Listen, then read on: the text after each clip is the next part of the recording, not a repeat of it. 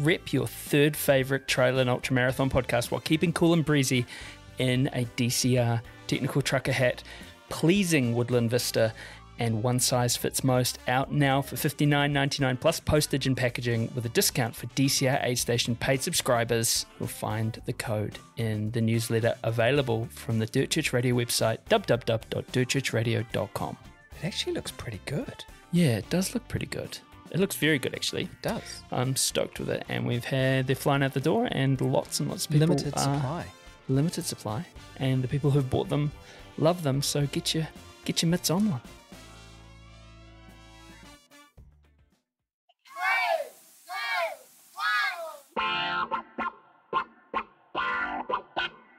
And they're off.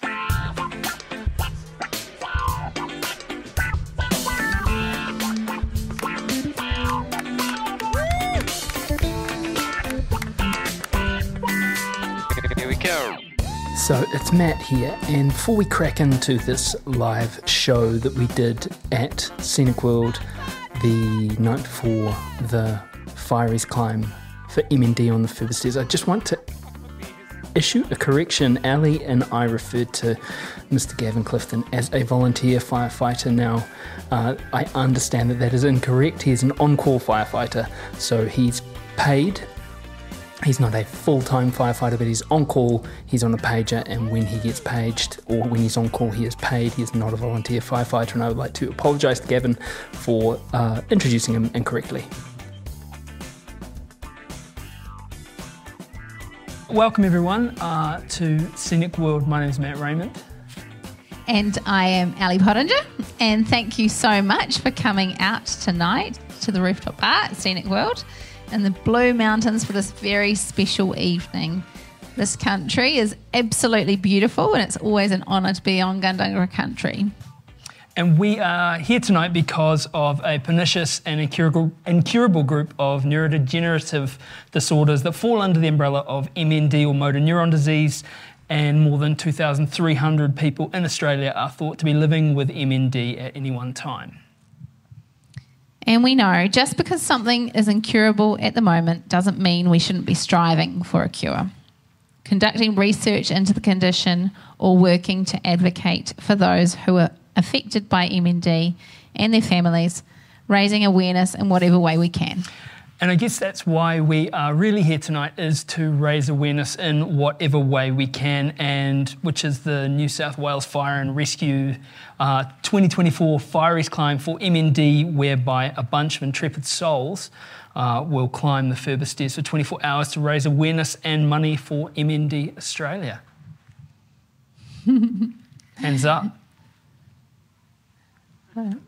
Good on you, team. This weekend, fundraising for MND had a real draw for me.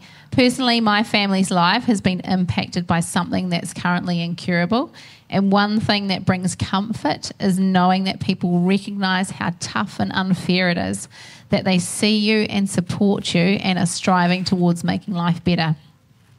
How powerful this weekend is to have that happening in a physical and emotional cohesion, with people progressing up and down Furber Stairs, striving for progress for a cure for MND. So a big thank you to everyone in the room for also being part of that collective push. Look, Ali, let's get into the nitty-gritty, because we all know about stair climbs and stuff like that, but like, you are someone, out of the three people from Aotearoa in the room, you have probably the most probably most accumulated time in the Blue Mountains. What are some of the stats of the Furber Stairs? Yeah, so our local stair climber, Rob Mann, he's over there, he went out yesterday, and on Furber there are 963 stairs up in total, of which 6 are optional. There you go, team. And 113 are well-locked steel staircases, 9 flights, 32 down for a total of 995 steps. It's no joke. No, it's no joke at all. It's a mighty achievement. How many times did you say you've done the Furber Stairs? I don't even know. I don't know. Maybe more than 10? Yeah, more than 10. Yeah, definitely more than 10. Right, like, rather we could be here sort of nerding out about trail running stats all night, but we've got a wonderful guest lineup of guests tonight, so we should crack on and we'll get them up one at a time. So first, please welcome to the stage Matt Pridham.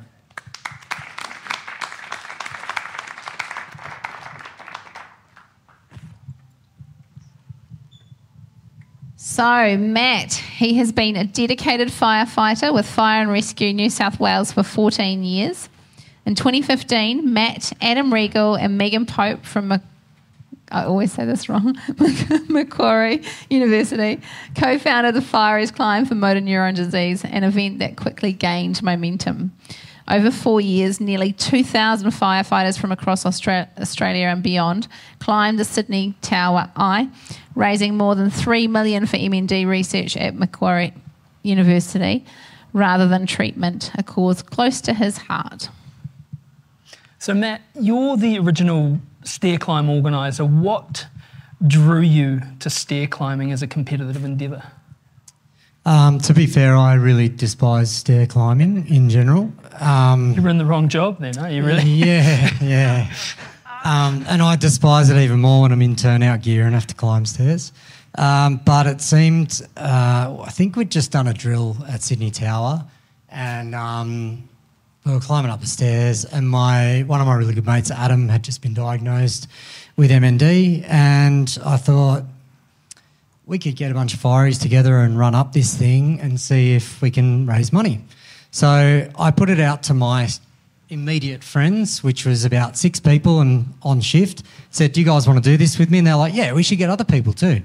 And then, that year, I think 175 people joined up to do it.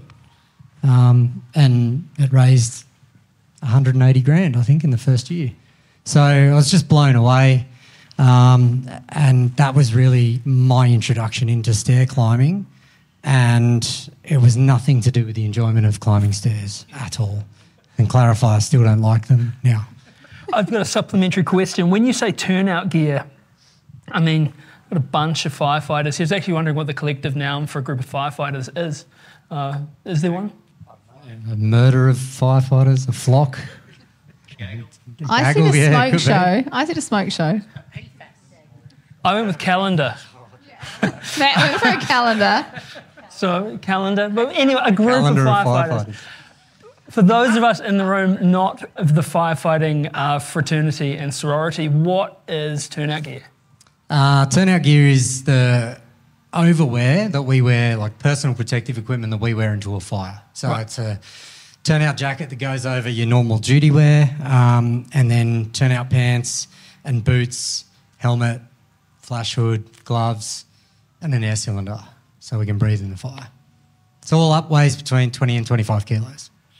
And it is brutally hot to do exercise in because it's got this moisture barrier in it which doesn't let heat escape at all. So you just kind of you turn into a roast dinner, basically. Yeah. Probably useful for fighting fires to have a moisture barrier. Yeah. But definitely not so good for exercising in. Climbing stairs.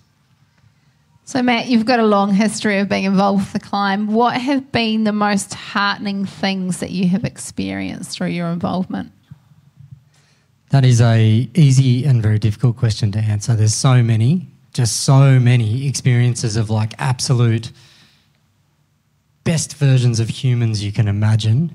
The one that sticks out in my brain the most is this 4-year-old kid who came up to me in Pitt Street Mall with a little tin, and he had a little firefighter's outfit on, and he opened this tin up and there was $14 inside it, and he said, I've been saving my pocket money so I can give it to the people who are sick.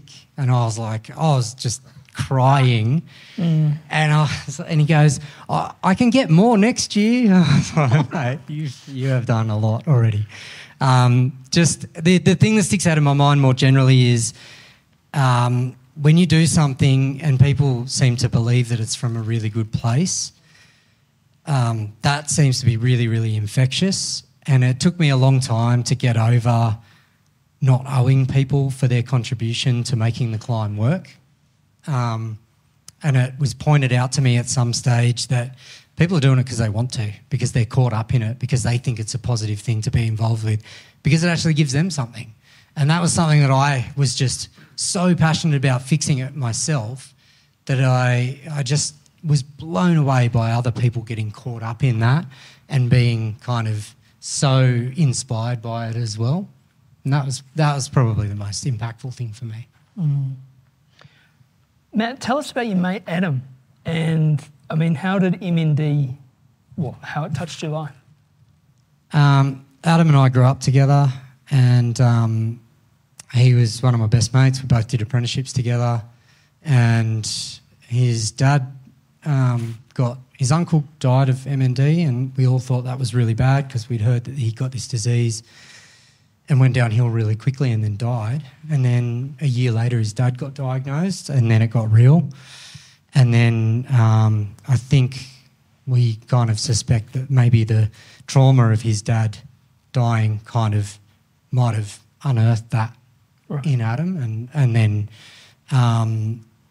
not long after his dad died, Adam got diagnosed, and he was 30 years old, had a young family, 2 young kids, and it was just horrible to see him go through the degeneration that takes over. And we all knew, all of his mates knew, that statistically, 18 months, 50% of people are gone.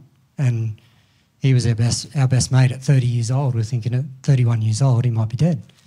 And anyway, he was an absolute champion bloke. Anyone that met him, anyone that knows him will tell you he was an absolute champion of a bloke, and funny as hell, real good sense of humour. And so he was the inspiration. And honestly, he was the one that inspired so many other people to get involved with it. And without him, it definitely would not have become what it did become, what it has become, what it's continued to be now, and it's starting to evolve, it is all part of his legacy, and he was extremely proud of that as well, I know. But very humble, very, very humble.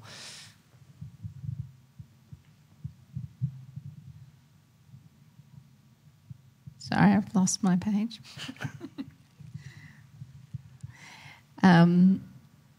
What do you have a goal for tomorrow? Distance or time, or survival?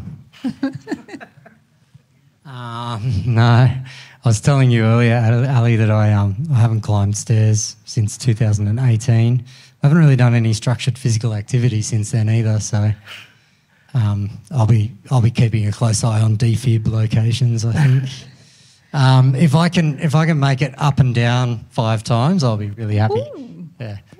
That's quite a big goal there, Matt, for someone who shoes... Did I say 5? I meant 2, sorry. Yeah. And I know you've put it out there now. And it's pretty solid for someone who just said that his shoes were covered in termite mounds. Yeah, they were. That's how little they've been used. I had to chisel the termites off them, yeah.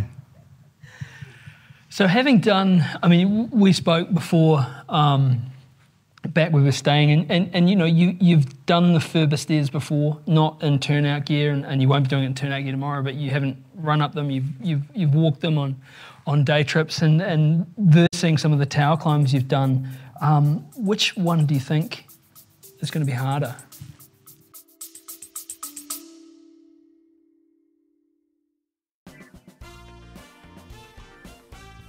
In the theme of Oprah Winfrey and joy, if you look under your seat right now, you will find a pack of currants.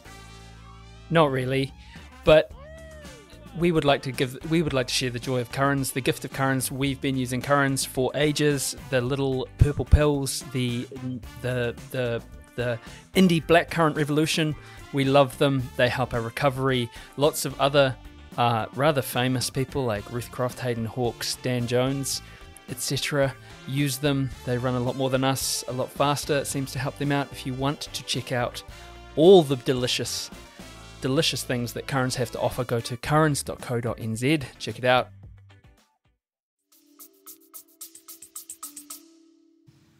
I don't know. I think that the Furber stairs, with the varying heights in stairs and, a bit of wear and tear on them and stuff, I think that's probably going to be pretty tricky. But doing 1,500 stairs in turnout gear in a column that's not ventilated at all in Sydney Tower was pretty putrid. Yeah, like you definitely ingesting a lot of other people's sweat. And I think I'll take the fresh air of the Blue Mountains any day. Having stood on the finish line of a bunch of ultramarathons, I mean, you are ingesting other people's sweat, eh? Like, that's the bit, at least it's not so contained. That's, yeah, you'd be glad of the respirator. Oh yeah, well we didn't use, we never used we never had the masks on in the tower. We just couldn't make it work for the event. Even though a lot of other stair climbs around the world do that, and it's brutal. It's very, very. It's the most physically demanding thing I've ever done is to climb a tower on air. But yeah, from a risk management perspective, I could never cop that in the Sydney Tower. Couldn't sleep. All right, Matt. Well, look, thank you for sharing your story with us and Adam's story with us. And, you know, we're very, very excited. This will go out to a lot of people. And where can people, I mean, if they want to donate, if they want to get involved, where can they do that? Yeah, just Google Firies Climb for MND and you'll see Gav's picture on there. And, just give whatever you can. It's amazing what it adds up to when a lot of people give a tiny amount. It is better for more people to give less than less people to give more, because each one of those people becomes a mini ambassador for what we're trying to achieve. And if you can just include anywhere in anything that you talk about with MND, the strike rate of how quickly it takes people, 50% of patients, 18 months. Just spread the word for us. That's just as important. So please donate and talk about it. Cool. Big round of applause for Matt. Thanks very much. Right, well, look, I'll welcome up our next guest, Professor Dominic Rowe. Now, I've pared this bio back somewhat because you got a lot going on. Professor Rowe is Foundation Professor of Neurology in the Faculty of Medicine and Health Science at Macquarie University, Chairman of Macquarie Neurology and Consultant Neurologist at Macquarie University Hospital. For 10 years, he was Chairman of the MND Research Institute of Australia, taking this funding body from minor influence to the major source of funding for MND research in Australia. Please, a big round of applause, Professor Dominic Rowe. Hello. I'm really quite nice. It didn't say anything in your bio about being not nice. Yeah, that sounds scary. Dominic, for those in the room who don't understand, can you tell us about what MND is? Sure. So motor neurone disease is common. It's not rare. It's 1 in 200 people at the moment in Australia. It killed more people in 2020 than COVID. It kills as many people in New South Wales as people who die in fatal road traffic accidents. So often people start with the sentence, MND is a rare problem. Bull.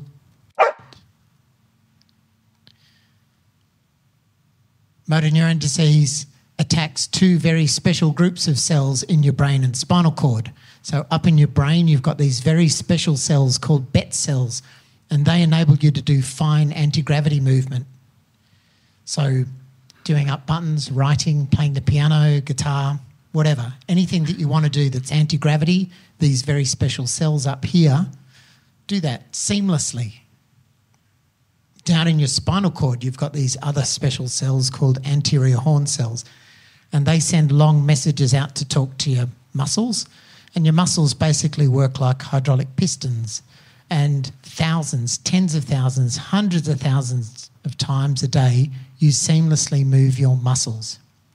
So what motor neuron disease is that it attacks those cells. So if it attacks those cells in your spinal cord, you can't use chopsticks or do a button up, or you can't get your fly open to have a pee. If it affects the cells in your spinal cord, You might trip on a crack that's not there in the pavement, or you can't walk on the sand. Or like one of my patients, Bill, his first symptom was he couldn't stand on his surfboard. He just kept on falling off, and he'd surfed for 40 years. If it affects the cells in the base of your brain, you might have trouble with your speech, sounding like you've been into the cooking sherry when really you're as straight as an arrow.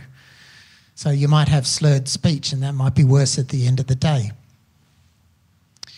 So it can affect different people differently depending on where the cells that are first involved are affected.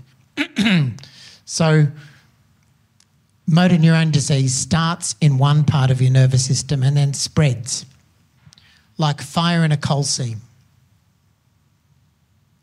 And just like fire in a coal seam, this disease is incredibly difficult to control. Some motor neurone disease, like Adam's, was genetic. So he, from his dad, inherited a faulty gene, and that gene switched on. So in his dad, it switched on when he was in his 50s, but with Adam, it switched on in his 30s. And we don't know why this gene called SOD1, damages motor neurons. And we don't know why it switches on in some people earlier and in some people later. That's one of the things that we try and work on. We now, too late for Adam, have a therapy that suppresses this faulty gene. And we have numerous patients at Macquarie, and we're the only site in Australia that gives this gene therapy to suppress this faulty gene called SOD1, so that people with SOD1 motor neuron disease, their survival is 4, 5, 6, 10 times their natural untreated survival. So instead of 18 months, we have patients out now at 4, 5 years where they should have passed their use-by date 3, 4 years ago. I never thought I'd see that in my career, but the practical input of the Firies Climb for MND is that we can do that at Macquarie. So since we last spoke, there have been 2 major leaps forward in treatment of motor neurone disease, both, at least in part, attributable to the efforts that you guys started in 2015. So 10% of motor neurone disease, you see, you shouldn't give the bald little fat guy the mic. He takes over the room. 10% of motor neurone disease is genetic, but the 900-pound gorilla in the room is sporadic motor neuron disease, the one that comes out of the blue. So this afternoon I saw a 56-year-old professor of veterinary science who flew down from Cairns to see me, and he has sporadic motor neuron disease. And his sporadic motor neuron disease started at the end of 2022, so not that long ago, 20 months ago. Today, he can't talk. He can't swallow his own spit. He can't stand. He can't use his hands. He has trouble breathing. And the likelihood is that he won't be alive by Christmas. So the end of 2022, he was patting himself on the back because he'd shed 10 kilos and was running 10 Ks a day, and then suddenly he started getting symptoms. So this disease respects no one. We strongly suspect that this is environmental. We have very good data, and many other teams around the world suggest that this is environmental. And we need to work out that environmental cause so that we can prevent this disease. When I started working as a doctor years ago, it was 1 in 500. It's now 1 in 200. So if it's gone from 1 in 500 to 1 in 200, we can roll that back to 1 in 500. But we need to do that with good science. And science costs money. Long-winded answer. I think it's the appropriately long-winded answer for such a complex problem. I mean, you talked about Adam with the genetic form of MND.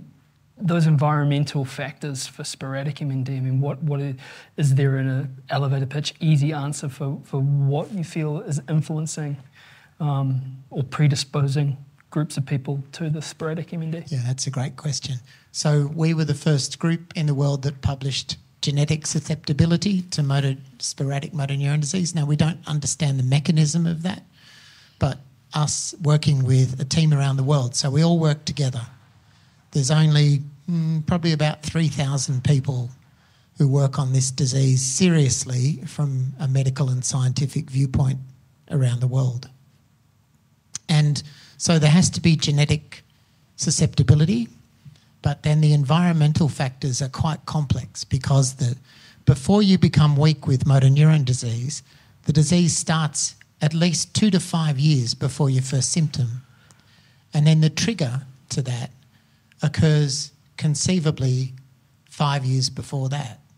So trying to work out the exposure to what causes this disease can be quite tricky. Now, just because it's tricky doesn't mean that we should ignore it. And we have unique opportunity in Australia because some parts of Australia, the population's very static. So we've been funded by the state government to set up a pilot surveillance unit in the Riverina, because the Riverina is quite a unique microcosm in that the population's very stable. There's not much ingress and egress, and the population density is not that high. So in the Riverina, if you're in Griffith and you get motor neuron disease, everyone knows that you've got motor neuron disease in a town of 28,000 people. I've had 2 patients in Wahroonga who lived 5 doors from each other, and they didn't even know each other, let alone that they had motor neuron disease. So in high density population, the disease is invisible. Currently, this disease is not a notifiable disease. One would think that a disease that kills 1 in 200 Australians, on average 2 years from diagnosis, and it is 100% fatal, one would think that the health authorities would be interested in understanding who has it and where they live. But our study that we've just started is the first time a government in Australia has ever funded this sort of research. So to come back to what the environmental causes are, so none of these environmental causes occur in isolation. So if you Google environment and motor neuron disease, you'll see one of the theories is blue-green algae. So blue-green algal blooms, first of all, it's not necessarily blue. It can be red. And it's not algae. They're bacteria. So we call it blue-green algae, but it's not. They're actually bugs called cyanobacteria. And these cyanobacteria propagate in water when water is sick. So when we've polluted our waterways with too many nutrients, when we've destroyed the natural flora with herbicides, and we've destroyed the fish with European carp and pesticides, and we've destroyed the bugs, then we've destroyed the water. And there are many places around the world where living near a body of fresh water that's polluted is a major risk factor for developing motor neuron disease. In Lake Wyangan, which is just outside Griffith, you're not allowed to ski in it, you're not allowed to fish in it, you're not allowed to swim in it. But have a guess what's used as the source of the town's water. So in Australia, we live in a society that believes you turn the tap on, you can drink the water. It may not be ingested, so there's plenty of evidence that suggests that it has to be inhaled. So, I had a patient in Tumut, a young carpenter, and I asked people about their recreation and where they lived and all that sort of stuff, looking for clues. And this young lad said to me, I said to him, he grew up in Tumut. I said, did you spend much time in the river? And he said, every weekend. What did you do? Water ski. So farmers know not to let their cattle drink algal contaminated water. We shouldn't be swimming in it. We shouldn't be skiing in it. We should be doing something about it. My point about blue-green algae is that blue-green algae only exists because we've used lots of other chemicals in our internal waterways that may be contributory. These chemicals are designed to kill cells. That's what they do. Fungicides, herbicides, pesticides, neonics, synthetic pyrethroids. They kill bugs by killing their motor neurons. We've dumped millions of kilograms of these chemicals without any regulation, some of which, like PFAS, never break down, and they accumulate through the food chain into us. Why is that important? Well, potentially this is preventable, and it may be simple, that prevention. But in addition, these chemicals and the causes and triggers may lead to understanding the mechanism of why these motor neurons get sick. So coming back to Adam, we now have a gene therapy that suppresses the SOD1 so that I have a patient who's distantly related to Adam who went home from hospital this morning, and she's 4 years past her use-by date. Now, I didn't have that therapy for Adam.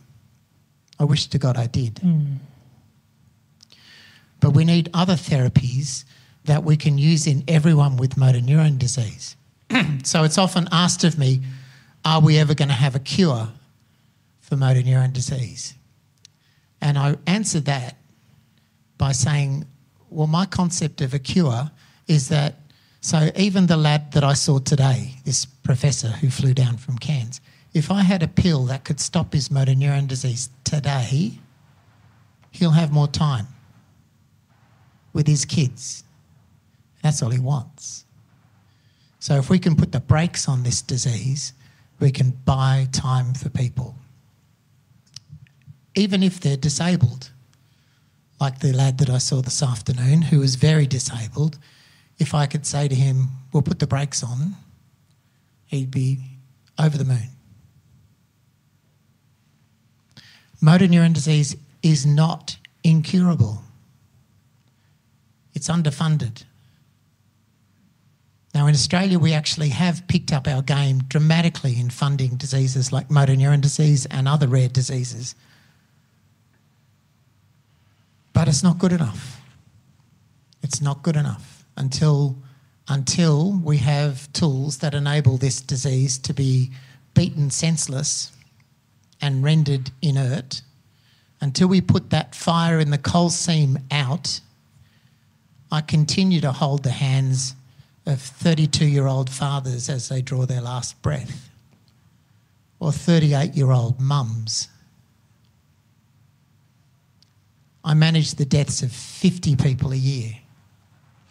I want that to stop.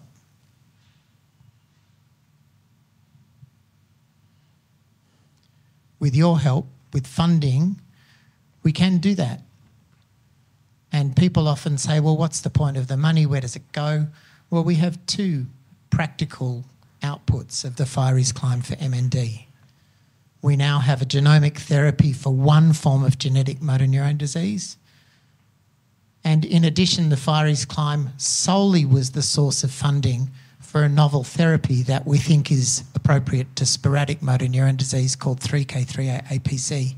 And on the night that the first person in the world ever got a dose of that medicine at Macquarie Hospital, I texted that lad and I said, you should be proud because what you did that.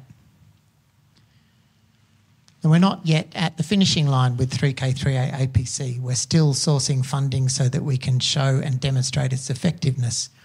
But that together with other therapies, and it may well be like cancer chemotherapy, we have multiple checkpoints that we have to aim at so that we keep these cells alive and strengthen the connections of the cells that are still there. So we currently have a trial going on at Macquarie called SPG 302. The name doesn't really matter, but it's aimed at trying to slow the progression of motor neuron disease by strengthening the neurons that are still there.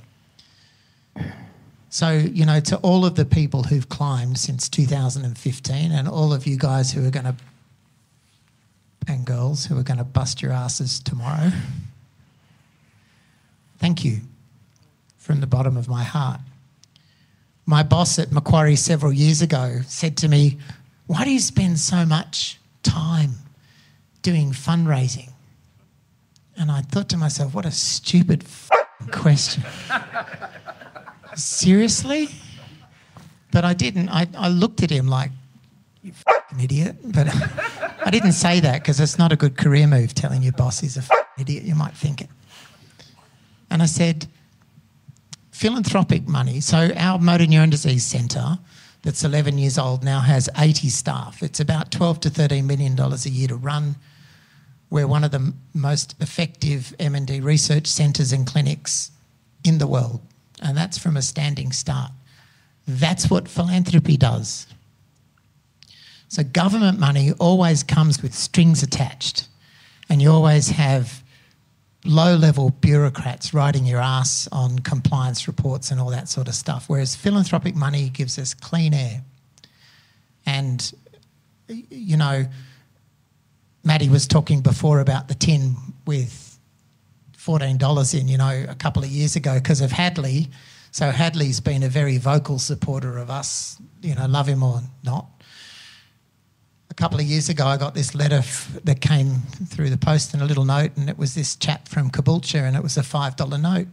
And he said, "Dear Professor Rowe, I was listening to you talk on Ray this morning. It's all I've got, but hopefully it helps." And what Matt said before is that little bits. So our motor neuron disease effort at Macquarie, we are 70% of the donations that come to Macquarie Uni come to us. And that gives us a lot of muscle and grunt to do not only boots on the ground work to change the disease, but also blue sky work, giving young scientists money, space and time to follow their nose is a sure recipe for success. And I do need to thank you, Gavin, for asking me up here. And don't laugh at me too much tomorrow if I have to be carried out of the bottom of the further steps. You've answered two things. You're the first neurologist I've ever heard swear. That's pretty hot. You've answered... Hang around with me, I'll teach you a few words you've never heard before. I've been a psychiatric nurse for 25 years. I'll do your competition. Just finally, I mean, your authenticity, your rigour, your anger, and I think it's righteous, is evident. Your passion, your love is evident. What propelled you towards researching MND? Where was the starting point for you?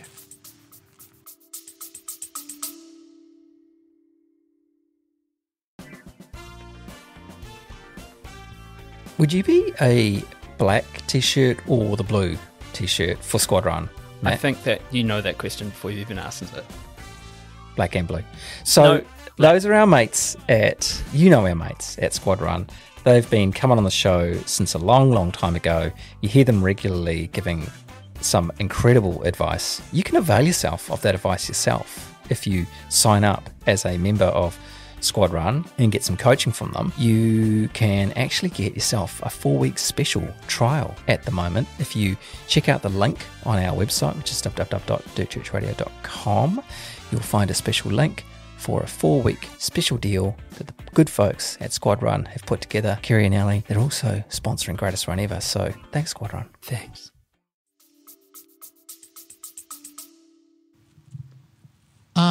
If one had any sort of sense of self-care, one would not work in motor neurone disease.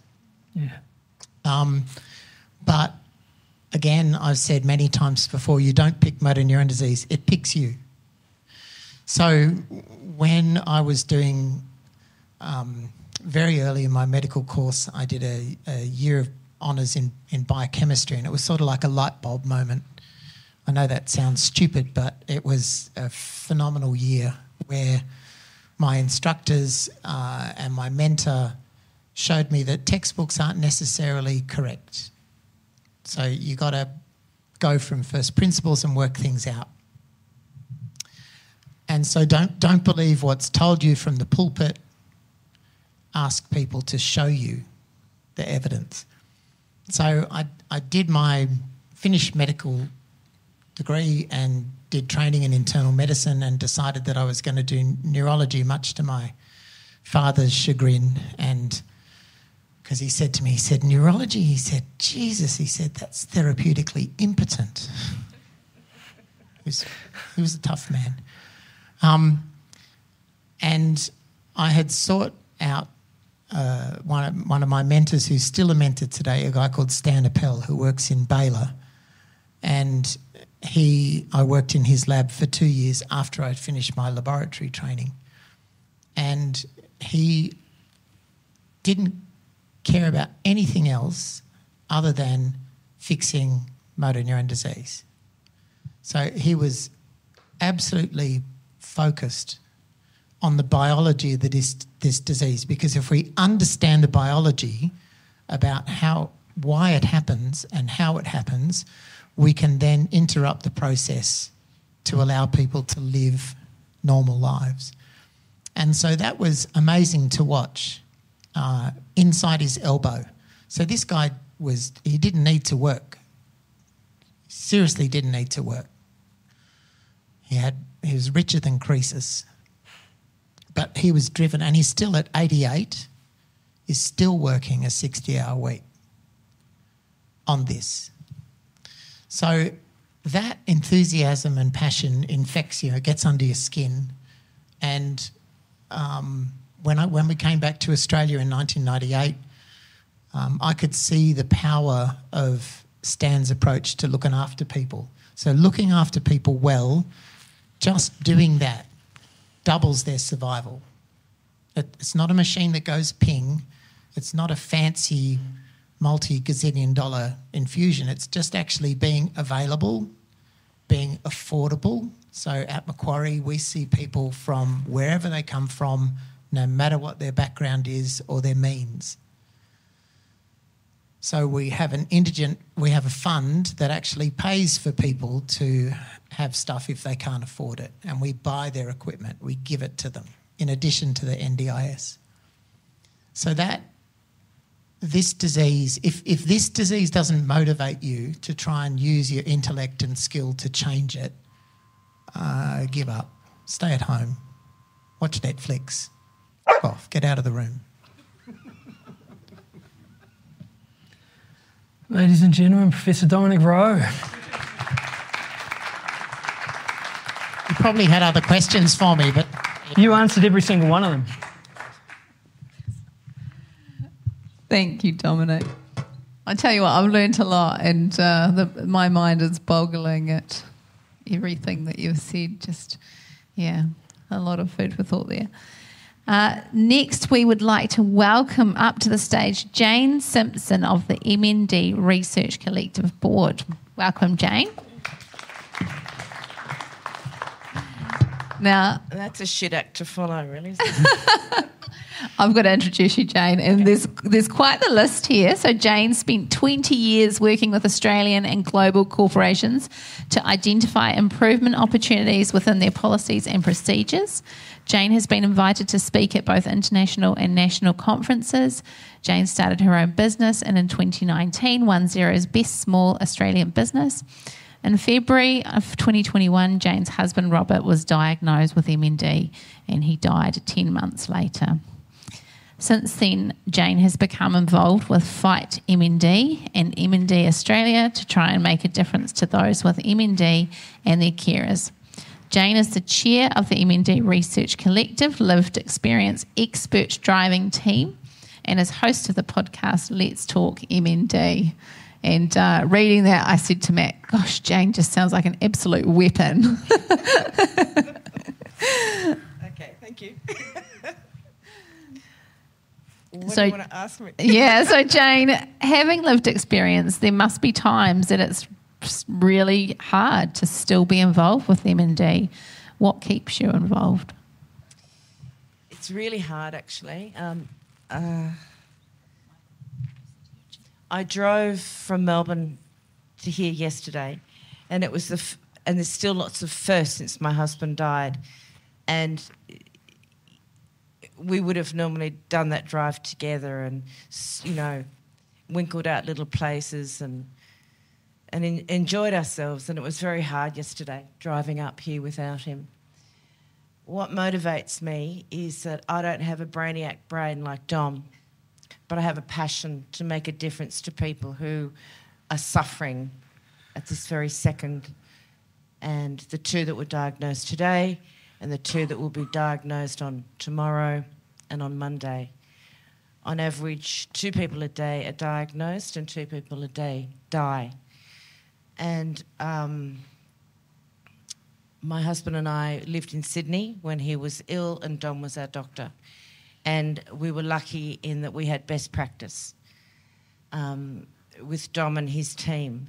But I see around the country that many others don't have best practice, that many people live alone, they're not applicable for the NDIS, they're on aged care, and the benefits for that are terrible. And I'm a fairly passionate human being. I'm a bit of a weapon. And if I can see that there's a place that I can make a change, I will make a change. But, yeah, it is tough because when you live in this world of MND, you make really close friendships with people and you know that you're going to lose them. Mm. You know that they're going to die. And that's really tough. Yeah. Having gone through that loss, what do you say? I mean, how do you find it in yourself? How do you find it to have those conversations with people, with family members who are, walking that path that you've walked, walking that path with their loved ones? What do you say what do those people need? I can't make anything better. That's Dom's job. But I can be empathetic, and I'm a kind of a non-bullshit type person. So I let people know to the best of my ability from my own journey and from the people that are around me every day now, how it's going to be. Robert started out, it's your fault, we were in New Zealand and he had a fall. I didn't recover as we expected him to fall when we were skiing. And it was the little things. He couldn't do up his buttons. He couldn't do up his zipper, all those little things that happen. But then I know I have other friends who within a couple of months totally cannot talk anymore. But your question is, my answer to that question is that I'm honest because the person is going to die, and so there's no point bullshitting anybody when you've got someone in your family who's going to die. Yeah. It's shit, actually. My husband didn't make the 27-month or the 18-month mark. He made 10 months.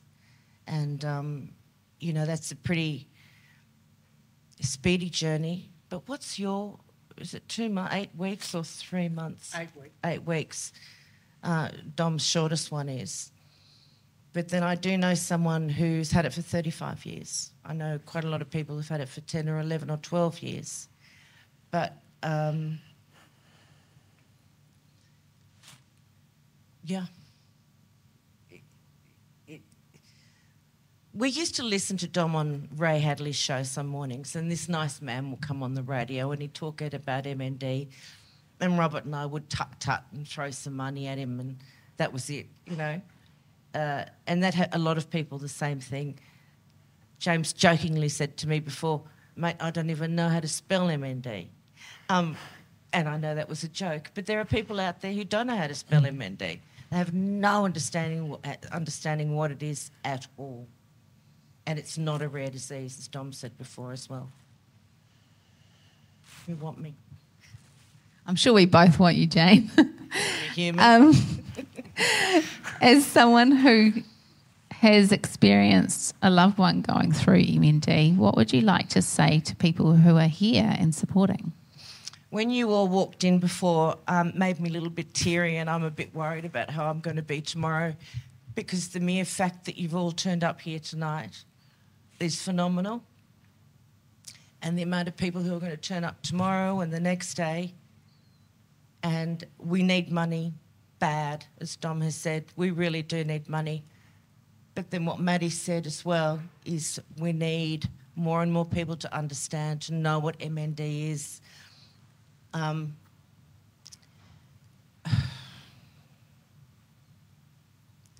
We need more people to be to have more intimate knowledge of what MND is. You know, we see people roll out in their wheelchairs or do their miraculous walks, but behind closed doors, it's the toughest illness. It is the toughest illness to care for someone as well, despite the fact that you know you are going to die, the person is going to die. For the family also, it's soul-crushing and it's life-changing. So, yeah, we need more people to know about it. Spread the word.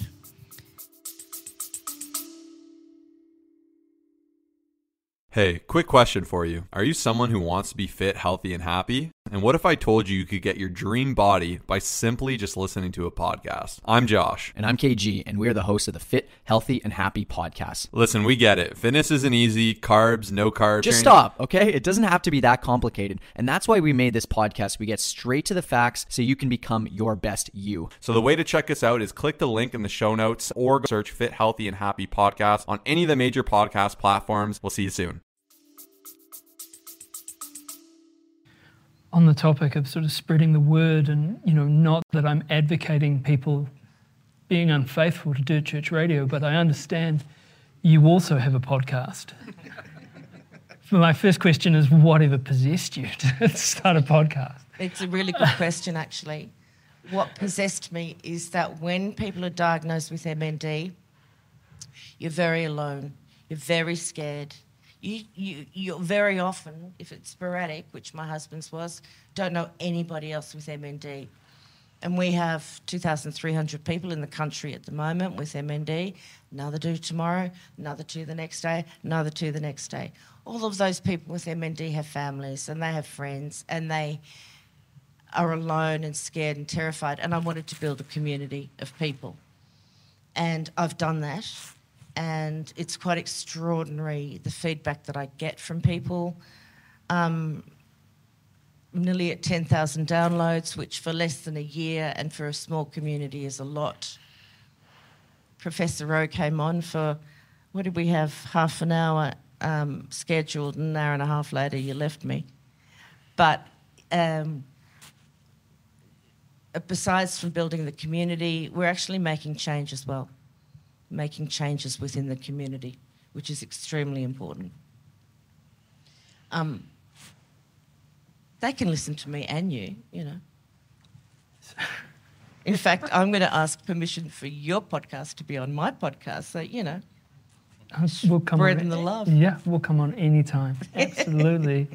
I got to say, it's that thing, isn't it?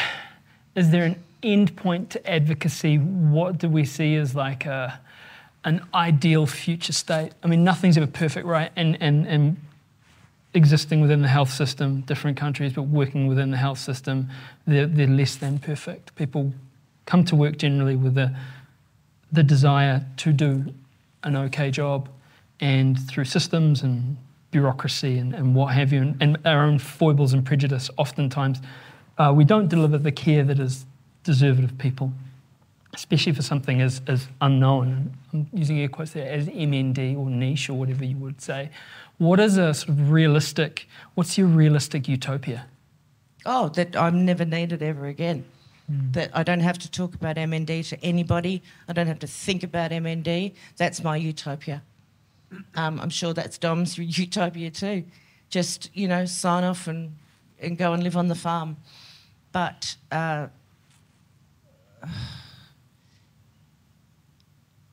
whilst it's this, as far as I'm concerned, and people that I deal with, they're on more and more trials, which is amazing.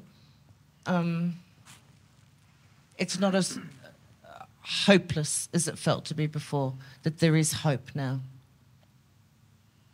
Yeah, utopia is, I don't know, travel all the time. Realistic utopia. That's the thing, though, right? Like, no, I mean, but yeah, of course. That's realistic.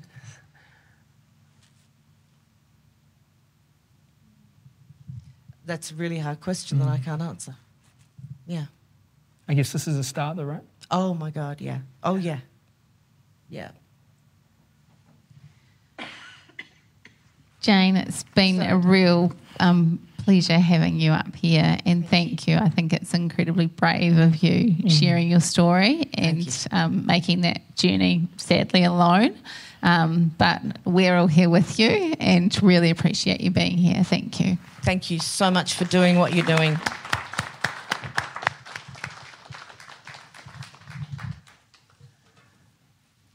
Right.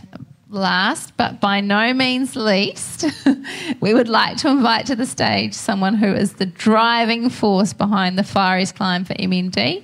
Gavin Clifton is a Blue Mountains local, Fire and Rescue Australia volunteer, firefighter, and he has multiple 100k and 50k ultramarathon finishes under his belt.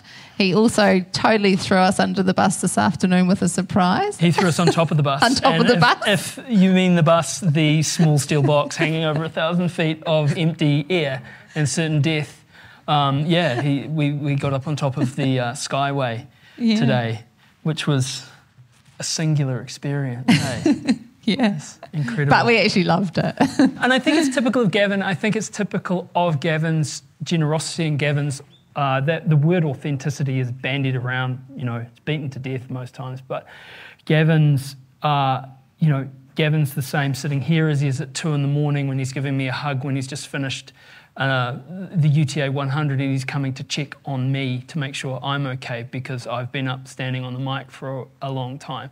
Gavin's the same when he's ringing us in New Zealand to invite us to come to the Blue Mountains to be a part of this, and suggesting that he would like to make our time as comfortable as possible, and something that we would gladly pay to do, and just the passion for such a brutal challenge, to climb the Furber Stairs, and he was so very excited about it, and so the enormity of the challenge, and for those who know me, I get excited about stuff too.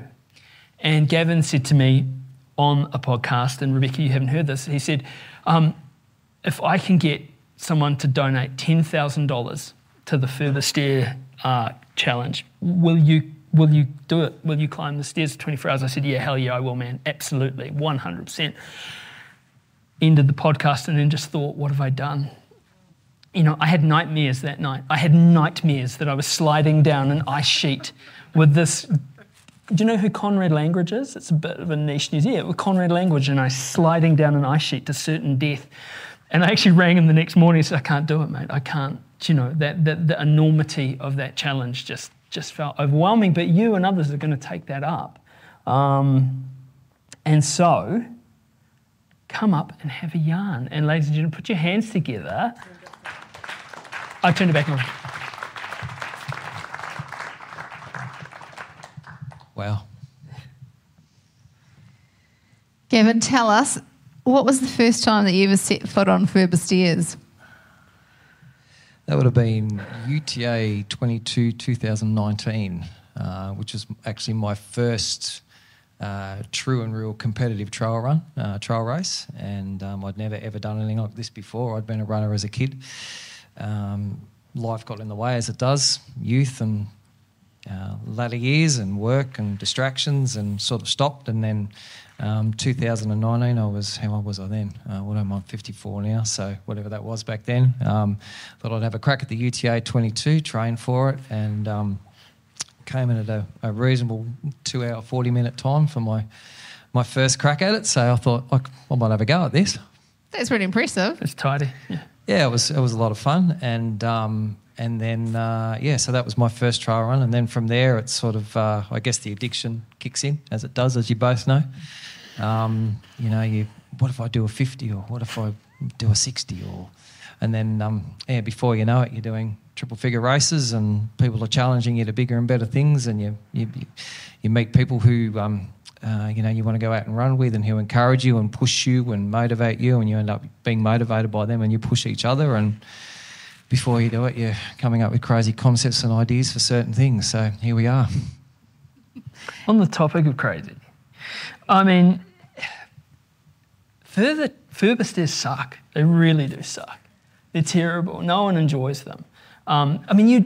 Enjoy is a funny word, isn't it? But like you endure them, you feel some sense of mastery. But to do it for 24 hours, I mean, what are you most looking forward to, and what do you think you're most challenged by? I don't quite know how to answer that, Matt, because it doesn't make sense. A lot of it doesn't make sense. I guess probably for me, the biggest thing about looking forward to this on a personal level is probably sharing the experience with other people. And there's something quite unique. Last year, there was a whole heap of us that did it for 18 hours, as you'd be well aware. And the year before, we did it for 12 hours. And it's been wonderful to see this grow, and the camaraderie that is formed out there at 10 o'clock and 11 o'clock, at 12 o'clock and 2 o'clock in the morning, when you've been going. And the up, down, you get down to the bottom. Do we have to do it again? Yeah, we do. We've got to do it again. At 3 o'clock in the morning, people are coming up with ideas of, why don't we do a little bit longer again next year? Why don't we push it out further? So I don't know whether it's... I don't. That's sort of what you say. It literally doesn't make sense. There is no rationale to it. But that's just been one of the wonderful things that's come out of this. And I guess, the camaraderie with the other runners, the walkers, whoever it is, and the awareness that we create. Such a silly idea 5 years ago. When I first did it by myself, I did it for 3.5 hours. I think I did 6 laps, and there was a newspaper article that said, if someone was to pay me $500, I'd do it a 7th time. So that was in 2020, the first year we did it. Here we are now. Somebody suggested to me last year, why don't you do it for 24 hours? And I said, that's a great idea. Let's do it. Let's have a go. So here we are, and it's starting to reconnect the fire rescue community, which for me has been a wonderful affirmation of what we're doing. People are coming out of the woodwork again and getting involved. So that's, I guess if a shortish, longish sort of answer to that question, if that sort of does the job. Gavin, what does raising money for MND mean to you? And because we had a quick chat on the phone about it, but I'd love to hear more about it now, and also to kind of copy the earlier question from Matt and say, what heartening moments have you had in your time as an organiser? To answer your first question, Ali, for me, it was. I remember when COVID put the kibosh on the tower climb effectively. It knocked it on the head. And I've said this a couple of times, and there were a few of us that felt this, like all the momentum that had been gained over those 4 years from 2015 from Matt and his crew and, bringing that community together. All that momentum that had been gained it just stopped. It literally just stopped. And there are a lot of us who, I'd only climbed the tower 3 times. There are a lot of us that, it was something you wanted to be a part of. It was something you wanted to get there and it was a competition to see who could raise the most money, and push yourselves to do that. And I remember 2019, it just stopped, and it was like, wow. And we literally sat around one time at our fire station and we said, what are they going to do? Like, what are they going to do? And then it was enter Macquarie University the next year. They came up with the idea of doing your own virtual climb, hence my 7 times on the Furber Stairs. And I remember feeling sort of helpless, probably isn't the right word, but sort of feeling like my contribution was so much less to what had been achieved the years before, which I know isn't the case, but it was like, how can we fix this? How can we increase this? How can we do something with this? And I just got this idea that we might be able to build a little event up here in the Blue Mountains. I knew that the community's strong up here and super supportive, and we all back each other and get involved with each other, and I guess that's been my personal drive to try and use that vision, and I guess use that motivation and that drive from what we did used to enjoy being a part of and contributing to in the privileged position of being a firefighter for New South Wales, is to continue something and start building something again. So to see it, for me personally, on the fundraising side of it, to see it, I think at the end of last year, the little mountains climbs that we've been doing, we raised just over $75,000. And as I sit here right now, this year's campaign alone, before we even start climbing, has raised just short of $45,000, which dead set blows me away and just inspires me and motivates me to do even more next year. And I haven't even climbed tomorrow, and I'm thinking about next year already. So it's the brain just never stops. I'm scared to see what next year's hourly climb's going to be. Is it the whole weekend? I've got more surprises for you too. Next year or tomorrow? Tomorrow and next year, yeah. Right, I can't wait. Today's surprise was so awesome. But yeah, so if that sort of answers that question, it was, and to want to continue that and to want to continue that legacy, and that, I never got to meet Adam. But Adam was somebody that we all knew. He was your drive. He was the reason that you wanted to do it. And then getting up to the top of the tower and starting at the bottom of the tower, you were greeted by MND sufferers, and they would embrace you and thank you for your efforts and what you've done. And then when you got to the top, and as Matt had explained before, it's so hot. It is just in that turnout gear, it's revolting. And you've got people peeling your helmets off and peeling your turnout gear off and getting electrolytes and getting water into your system. And, the MND sufferers would you just covered in sweat, and they'd give you a cuddle and kiss you on the cheek, and they'd be wiping your brow, and you're thinking, you're doing this for me? You're doing this for me. You got it the wrong way around. You don't have to do that. I'm doing this for you. And it was, and that really stuck with me, I guess. That was probably the strongest message that, that never left me ever. And then when the tower climb stopped, it was a hollow feeling. What's going to happen to all these people? What's going to happen? So a crazy notion and a crazy idea. Hopefully we kick off the next 10 years of it. It's 10 years for Firies Climb next year. So we're sort of planning some more things for next year, but hopefully we continue to grow this and build it, and awareness is the biggest thing. That is the biggest thing, is just getting the awareness out there, I guess, and it doesn't matter how you do it, let's just get it out there. I think it's so right what you say, Gavin, you talk about that notion of privilege, and you talk about, and this is a privilege that we have, and I'm sure if you asked anyone suffering with MND or anyone's family if they'd rather trade places with you than have MND, I'm sure that all of them would trade places in a heartbeat. But there's no shame and I'm sure that anyone who's suffering from MND would not begrudge anyone the freedom to move, the freedom to advocate, the freedom to, and the privilege to engage in this challenge. Look, I just want to again express, I've had a day of first. It's been a long day. It's been a long day for us, Ali and Rebecca, coming from New Zealand. The timing difference and your wildlife's frightening, and then, your roads are too narrow, whatever. But it's been a day of firsts. But it's also been a day of first being in a room with such singular people and such commitment and such passion and such authenticity. So please, everyone, put your hands together. Very, very warm round of applause for Matt Pridham. Come on, we can give more applause than that. Professor Dominic Rowe, Jane Simpson, and Gavin Clifton. Thank you, everyone.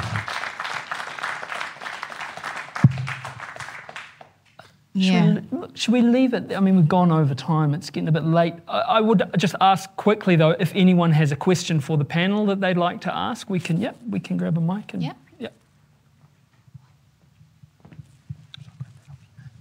What stops MND from being like any other deadly disease? Why is MND specifically so common? Well, it's a sort of a little bit like when you get a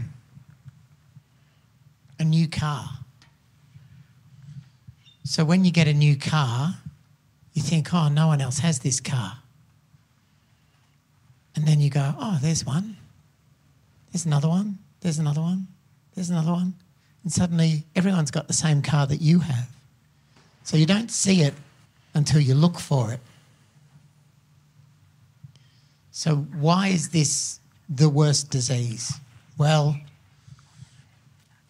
in my opinion, it's the worst disease because it robs you of your ability to talk, to swallow, to move, to breathe. It robs you of communication, although we get around that a little bit. And it respects no one. So, and if you were to, like an evil scientist, like the brain, trying to think up the worst disease that you could possibly think of, this would be it. So, and my heart goes out and I understand the people who've been through. So I often say that motor neuron disease is like a crucible. It's a unique form of torture, and it's a torture that affects not just the person who has motor neuron disease, but for every person who has it, there's 10 people affected at least. So Adam, we talked about, but Kylie, his wife, and AJ, his son, and Ciara. Oh, it's Ciara now, 10, 27, 15. Fuck me. Oh. So I grow up with these families and I meet them, and it never leaves them. This disease never leaves them, ever. So a couple of years ago, took my kids to see a concert in at the city at a place called The Basement, and we were seeing this band from New Orleans called Tuba Skinny, really ultra cool. Not. And there's this great big hipster dude checking me out. I'm here with my kids, just leave me alone. I'm on a night out, and this guy's looking at me. He's a big guy, 6'4", big bushy beard. And he came over to me and he said, Professor Rowe, because I wasn't wearing normally I wear a bow tie, and when I take it off, no one recognises me because I'm not wearing a bow tie. Anyhow, he came up to me and he said, Professor Rowe, and I said, yes. He said, you won't remember me, my name's Matthew. He said, you looked after my dad, Peter. And I remembered his dad, and I remembered Matthew, which was 10 years before his dad died. And he's now 26. And he's this huge bear of a man. I said, Matt, good to see you, lad. You've grown a little bit since I saw you last. He said, I want to thank you for how you looked after me and my dad when my dad was dying. And I said, Matty, it was an honour. He said, can I give you a hug? I said, of course you can. So he gave me this big hug. So this is a disease that we need to see the back of it. So we talked about genetic motor neurone disease with Adam. Well, we now provide IVF support for young families who might have these faulty genes so the genes don't get passed on. So we have 3 little babies born to our clinic who don't have the faulty genes. So that's in essence a cure.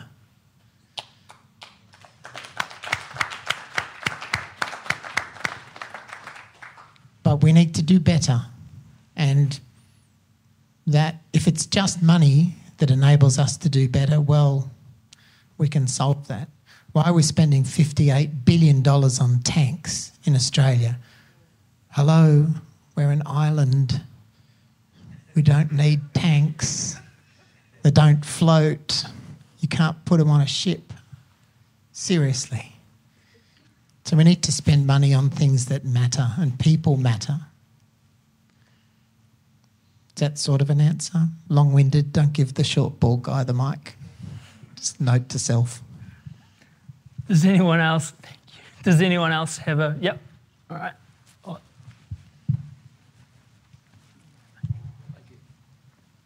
If we've addressed the 10% that have the genetic disorder, we're saying 90% is a sporadic disease, and then we can identify that herbicides and pesticides create blue-green algae, and therefore that could be the cause for a sporadic disease. What are the barriers in which we can stop herbicides and pesticides and this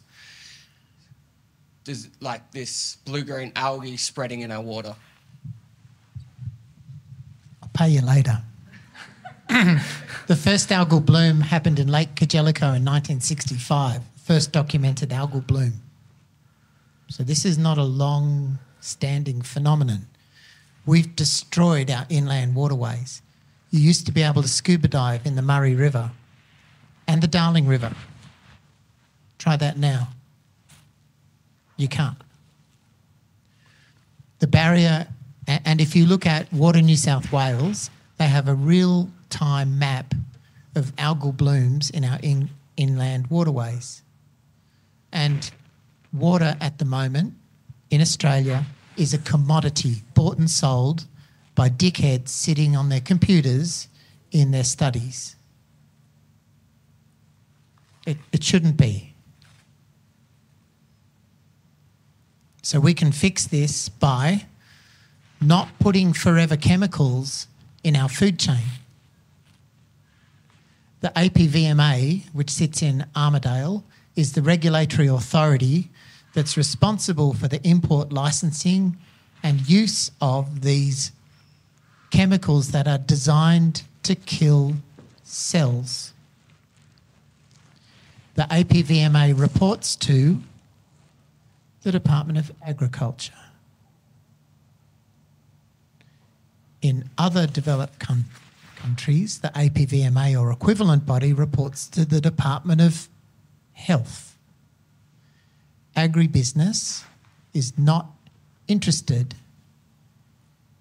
in making these chemicals unavailable. It's about profit. In the news today, Menlo Lake, or the water supply here in Blue Mountains, has been closed because the high levels of PFAS. PFAS, there we go, PFAS. But it's still coming out of the tap. They've shut it down for use as of today because of those levels, and it's been in use today. So we can, and it's not just Australia that water's a problem. So in northeastern the United States, in the New England area, there's a lake. If you live on the western edge of this lake, you have a 30-fold increased incidence of motor neurone disease than if you live on the other side of the lake. In southern France, near Montpellier, there's a very famous lagoon called the Tor Lagoon. If you live downwind of the Tor Lagoon, within 5 kilometres of the edge of the lake, you have a 5-fold increased incidence of motor neurone disease. We only know those numbers because there's a surveillance of who has motor neurone disease, where they have it, where they lived. Currently, motor neurone disease is not a notifiable disease in Australia. In 2022, it killed 803 Australians. In that same year, silicosis, which is a notifiable disease.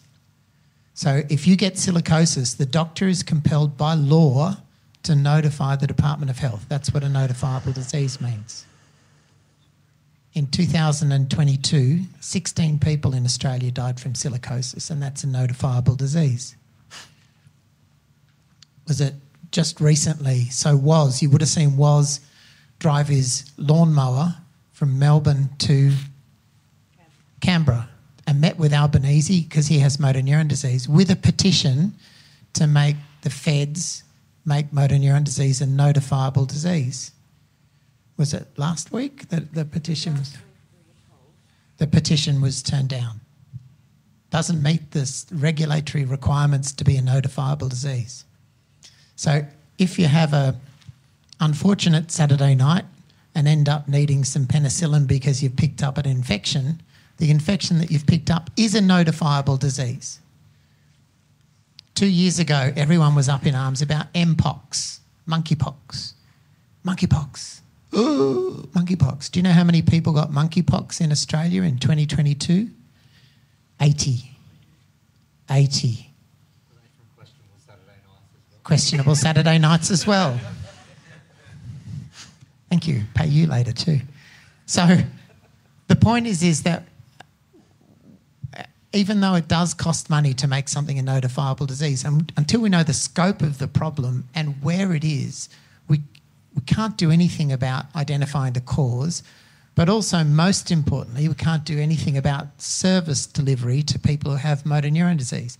I currently, I look after 16 people in the Riverina, which is a catchment of 160,000 people with motor neuron disease.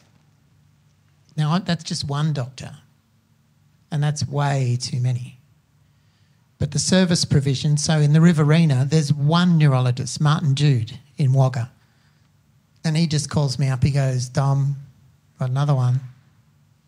About every couple of weeks, Dom, got another one. Got any room? So I see 2 to 3 new people a week, unfortunately, and that's got to stop. So we can do it. It's going to require effort and, rolling up effort tomorrow, rolling up your sleeves and putting in the effort. And sure, it's hard work, but that's the only way that you see opportunity. If you sit on the couch and watch Netflix, nothing ever happens. I mean, they could donate, though, if they're watching Netflix. They could get their phone out and make a donation. We could see some progress, right?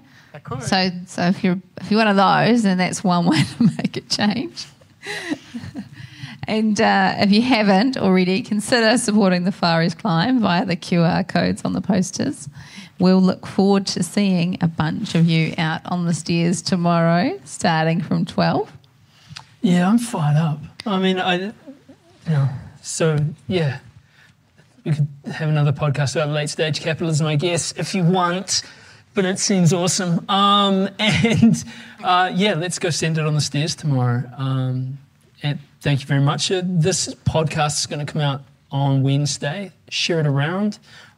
This is probably this is the most swearing we've ever had on 6 years of Ditch Radio. Thank you, Australia.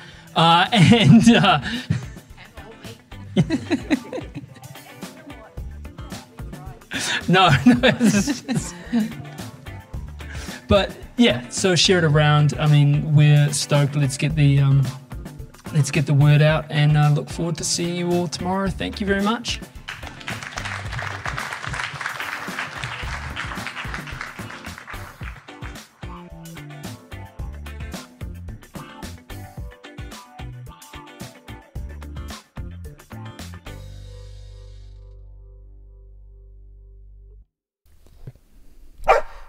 Thanks, Rigby.